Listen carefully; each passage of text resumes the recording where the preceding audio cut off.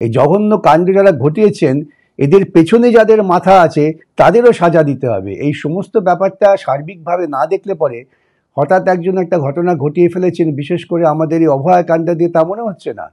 অভয়াকাণ্ডতে তো মনে হচ্ছে এটা একটা পরিকল্পিত বিষয় ছিল। এটা হঠাৎ ঘটে যাওয়া একজন একটা সিভিক ভলেন্টিয়ার ডাক্তারকে খুন করে ধর্ষণ করে দিলেন, এটা বিশ্বাস করতে কষ্ট হয়। একটা গণতান্ত্রিক সভ্য দেশে মৃত্যুদণ্ডটা হচ্ছে অগণতান্ত্রিক এবং আমার মতে সভ্যতা বিরোধী। এই সমাজে আমাদের কাজ হচ্ছে সাজা দেয়া হয় মানুষকে সংশোধন করবার জন্য। সংশোধন করার জন্য সাজা দেয়া হলে পরে প্রত্যেকটা মানুষকেই কিন্তু তাকে সংশোধন করার সুযোগ দিতে হবে। আমি রাষ্ট্র ক্ষমতা আছে, আমি ফাঁসি দিয়ে দিলাম, তাতে কিন্তু সংশোধন হয় না। এবং আমাদের আইনে পূর্বতন আইনও ছিল, এখন নতুন আইন যা এনেছেন বিজেপি সরকার সেখানেও যত্রতত্রই বলা আছে যে ফাঁসি হচ্ছে সাজা। এটা কোনো সাজা নয়। এবং আমাদের অভিজ্ঞতায় আমরা দেখেছি যে হত্যাকাণ্ডর পাল্টা মৃত্যুদণ্ড, তাতে কিন্তু কোনো রকম সাধারণ মানুষের ওপর খুব ভয় সৃষ্টি করে তা নয়, যাকে বলে ডেটারেন্ট এফেক্ট কিছু নেই। সাজাটা এমন হতে হবে যাতে একটা মানুষ সারা জীবনে উপলব্ধি করতে পারেন তার অপরাধের গুরুত্বটা কী, এবং সেই অপরাধ করার ফলে তার যে সামাজিক দিক থেকে তাকে খানিকটা লাঞ্ছিত হতে হচ্ছে, তাকে অপমানিত হতে হচ্ছে, এই বোধটা তার মধ্যে জাগাতে হবে। সেই জন্যে আমার নিজের মনে হয় মৃত্যুদণ্ডটা আইনের বই থেকে বাদ দেওয়া উচিত। কঠোর থেকে কঠোরতর আইন অনেক রকম আছে, সেই আইন কার্যকর করা উচিত। সেসব না করে হঠাৎ কোনো একটা ঘটনা ঘটলো আর সঙ্গে সঙ্গে মনে হলো আরেকটা আইন করি, এটা কিন্তু প্রশাসনিক দুর্বলতা। কনস্টিটিউশনাল ডেমোক্রেসি, কনস্টিটিউশনাল জুডিশিয়াল সিস্টেমের মধ্যে হচ্ছে যে আইন আছে সেই আইনটাকেই কার্যকর করো। অতিরিক্ত আইন তৈরি করে কিন্তু প্রশাসনিক দক্ষতা প্রমাণ হয় না। রাজ্য সরকার যেটা করতে যাচ্ছেন এটাও খানিকটা তাদের প্রশাসনিক অদক্ষতারই পরিচয়। তারা সাধারণভাবে ধর্ষণ হলে পরে ধর্ষণকে একদম নিজার্ক রিয়াকশন, আপনি সঠিক কথাটাই বলেছেন। আমাদের যে আইন এনেছেন কিছুদিন আগে বিজেপি সরকার, ওই ইন্ডিয়ান পেনাল কোডকে বাদ দিয়ে, সেখানে এগুলো মৃত্যুদণ্ড আছে, কিন্তু মৃত্যুদণ্ড আমি আবারও বলি কোনো সভ্য সমাজের সাজা হতে পারে না, হওয়া উচিত না।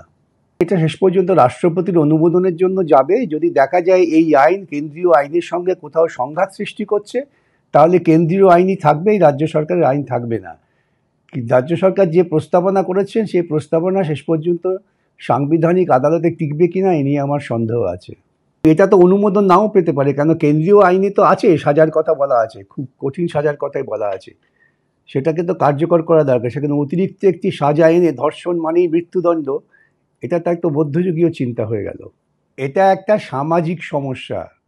এই সামাজিক সমস্যাটাকে আমাকে কিন্তু সামাজিক আন্দোলনের মধ্য দিয়েই এই ব্যবস্থাটাকে নিয়ন্ত্রণে আনতে হবে, এবং যারা অপরাধ করছেন তাদের সাজা দিতে হবে। সেই সাজা যাতে ভবিষ্যতে তারা মানুষে পরিবর্তিত হন।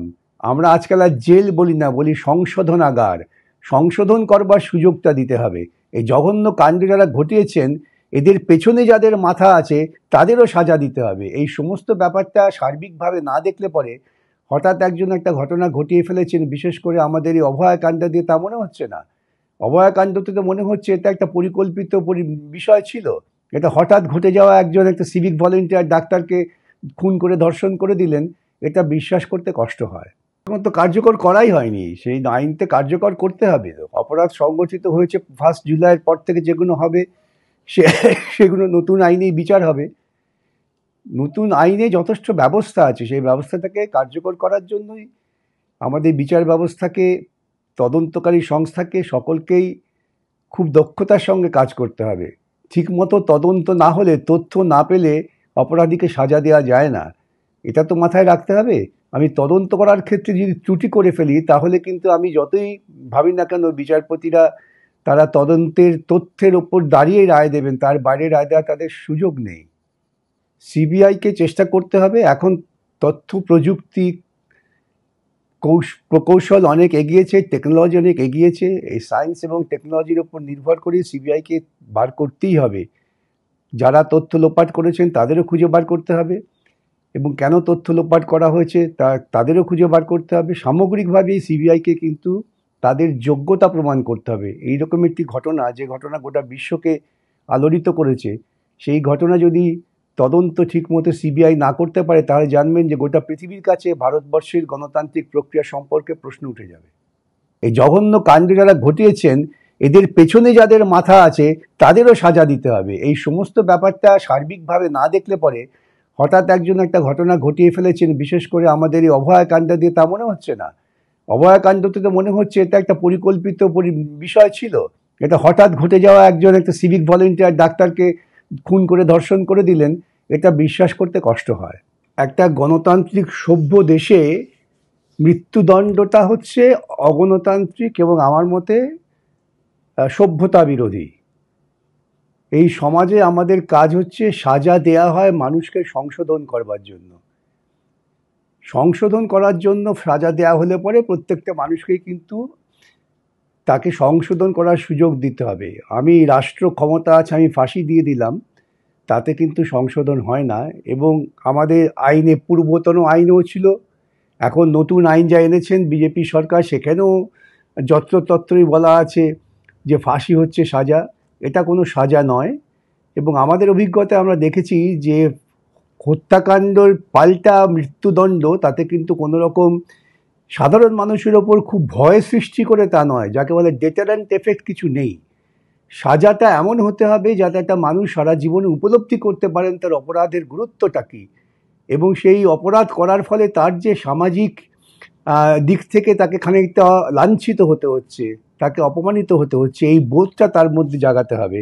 সেই জন্যে আমার নিজের মনে হয় মৃত্যুদণ্ডটা আইনের বই থেকে বাদ দেওয়া উচিত। কঠোর থেকে কঠোরতর আইন অনেক রকম আছে, সেই আইন কার্যকর করা উচিত।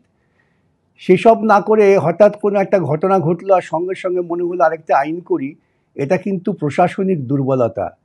কনস্টিটিউশনাল ডেমোক্রেসি, কনস্টিটিউশনাল জুডিশিয়াল সিস্টেমের মধ্যে হচ্ছে যে আইন আছে সেই আইনটাকেই কার্যকর করো। অতিরিক্ত আইন তৈরি করে কিন্তু প্রশাসনিক দক্ষতা প্রমাণ হয় না। রাজ্য সরকার যেটা করতে যাচ্ছেন, এটাও খানিকটা তাদের প্রশাসনিক অদক্ষতারই পরিচয়।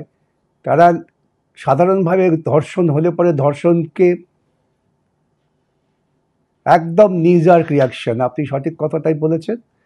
আমাদের যে আইন এনেছেন কিছুদিন আগে বিজেপি সরকার, ওই ইন্ডিয়ান পেনাল কোডকে বাদ দিয়ে, সেখানে এগুলো মৃত্যুদণ্ড আছে। কিন্তু মৃত্যুদণ্ড, আমি আবারও বলি, কোনো সভ্য সমাজের সাজা হতে পারে না, হওয়া উচিত না। এটা শেষ পর্যন্ত রাষ্ট্রপতির অনুমোদনের জন্য যাবে। যদি দেখা যায় এই আইন কেন্দ্রীয় আইনের সঙ্গে কোথাও সংঘাত সৃষ্টি করছে, তাহলে কেন্দ্রীয় আইনই থাকবে, এই রাজ্য সরকারের আইন থাকবে না।